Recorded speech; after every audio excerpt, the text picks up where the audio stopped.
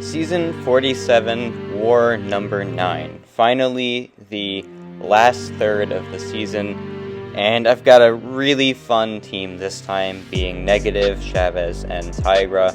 I take Chavez and Tigra to basically every war except for Negative.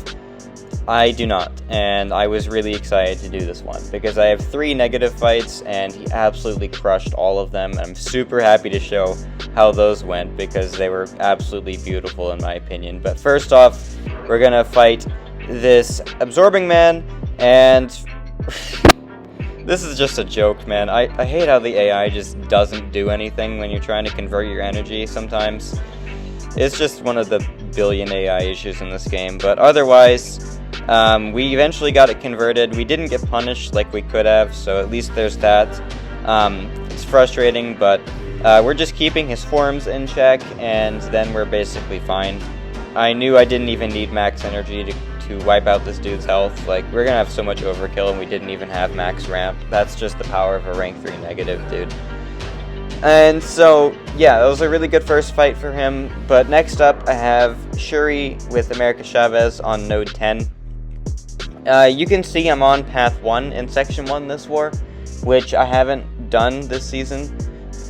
Usually I'm on path 8, but I got a path switch this war because that's what we thought was ideal. So I am taking this Shuri here on node 10, and node 10 is usually pretty difficult, but in this scenario it's actually not that hard because well, I can't really parry Chavez anyway, so I'm never triggering Masochism through parry. Speaking of parry, that was my fault. I shouldn't have actually tried countering that. I know she recovers quickly on her special attack, but I just didn't really think about it. Either way, yeah, so we really can't trigger Masochism ever unless we place an actual debuff from our kit, because parry is never going to trigger it.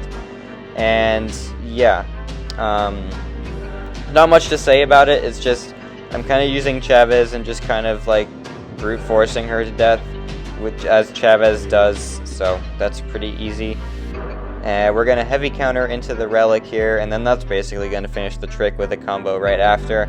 So yeah, it's a pretty easy fight. It's just a bit of a scary fight because it's a rank 3 Shuri. If she hits you with those precisions, you're almost dead. But we just didn't get it with the precision, so it's okay.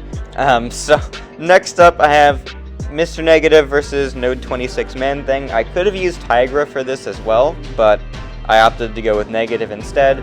And yeah, he's going to do a pretty good job of it. Really cool thing about Negative versus Man Thing is 1, he is Nullify immune, so those puzzle buffs are never going to get nullified, and 2, you can just dash back to convert them to light energy anyway. So we're trying to bait this guy's special attack. He doesn't really feel like throwing it, but we finally got it. And I'm going to convert my 9 light energy just like this as soon as he dashes in, and there he went. So now I'm just building up to another SP2. We got a little bit of power control from the Delirium, although we do kind of want him to throw specials because then we can parry it and get more light energy and also just convert the buffs into more light energy. But we're going to go for 20 dark energy into the SP2, just like that, and his health is just melting away. It's pretty great. Yeah, so that's Man Thing dead just like that. Alright, so next up is Node 35 Gorr. This is the 3rd time I'm fighting him this season. The first time I died to him, the 2nd time I lived at like 3% health. And here we go again. But here I have a new strategy.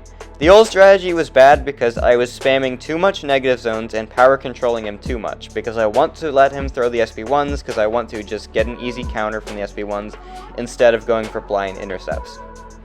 So my game plan here was to basically never go above 2 negative zones, because that's too much power control in this specific scenario. What I forgot though is to boost. So I didn't even realize until after the fight I didn't boost. I just forgot. I don't even know how, but so this is an unboosted Chavez versus this fight. So I'm automatically dead if I take a combo to begin with, but I'm going to die even faster if I take a combo now. So that's pretty great, but we're going to go for an SP2 here. I'm going to go for 3 negative zones here just because I knew I was going for the SP3, so I need a little bit more power control to make sure he doesn't get to an SP2. But now we're in Gorr's state where he's at really low health and his regen is going to be really potent. So what I need to do is just get to another SP2 as fast as I can while playing it safe, baiting his SP1s. And it's going really well. We just have to make sure we have those negative zones up, and as long as we have 2 of them, we are inverting his power, so any more than that is just a bonus. But like I said earlier, too much power control is a thing that can happen in this fight, and that's why I think I was messing it up so many on the previous attempts. Here I'm like, okay, I have the relic, I have a SP2 right on the way, so yeah, I just kind of went for the kill, and yeah, she finished it off with the relic, so easy. Alright, so I think I'm making a solo video out of this, but we're going to show it again. This fight is crazy. This is a rank 3 Sasquatch on the right back at it node. So if you knock him down, he's going to go debuff immune for what I believe is 8 seconds. And for most science champs, that's bad. You have absolutely no access to debuffs. You could... I don't even know if you'd want to send a Titania here, man. This is a super tricky fight. But Negative has a way to deal a bunch of damage without needing debuffs, and that is with his SP3. The SP3 is going to consume all your dark energy and deal a burst of energy damage, or 3 bursts of energy damage, I should say, right at the end of it. So it's basically like how the SP2 works, except it's instant damage, and that's pretty much it. It's just going to consume your debuffs and inflict instant damage instead. So what I'm just going to do here is get the relic off, knock him down with it, and then I'm going to go for an SP3 while I have that Ebb and Flow knockdown, Fury up to do even more damage off of the SP3, and once we come out, it's going to do 3 bursts of 51,000 damage. So there goes half of Sasquatch's health. I am going to have to re-ramp because it's a rank 3 Sasquatch. I wasn't actually expecting to kill him in 1 SP3, even with war boosts and everything. So here, I messed up and got to 10 light energy. I didn't mean to do that. I think it was like an accidental parry or something. But either way, we have to let those dark energy fall off before we convert more of them, because then they're all going to fall off. I wish that like Negative refreshed his dark energy timer whenever he placed more of them, but no big deal. We just have to re-ramp a bit by spamming some parries. We're going to go for an evade with 8 of them, and now we're just going to re-parry. I'm going to combo a little bit just because of aggro prowess. I don't want that stacking up too much just in case. And here we have all 20 energy. We're going to go for the evade, go for the relic, go for heavy to knock him down, and he is going to be beyond dead after this SP3. Just watch the magic right after this beautiful animation of Mr. Negative's SP3. And just like that, that direct damage is so stupid. Crazy, dude. Anyway, that fight. Oh, I loved that fight so much. You can hear the excitement in my voice. That was just such a joy to take. And like, I shook my fist in victory right after I took it. But speaking of really fun fights, this is Hulkling on node 42. And if I remember correctly, the fight time at the end of this is going to say 20 seconds. Oh my gosh. Anyway, this is Tigra's first fight this war, I think. I only took 2 fights with Tigra, this one and the one after. But just look at that SP2, dude. Yeah. Fight duration 20 seconds. That's cool. Alright, so last up, I have a Maestro on node 49. I died to this fight last war because of some stupid AI nonsense. It really sucked, but it is what it is, and I was ready to absolutely annihilate him on the second attempt. Rank 3 Maestro. Really scary. I just have to hopefully do as much damage as I can before I die. We're gonna hope that he throws heavies immediately. And I've got some pretty good heavy throwing AI. He's not really hitting my block too much and is choosing to throw heavies more often, which is exactly what I want.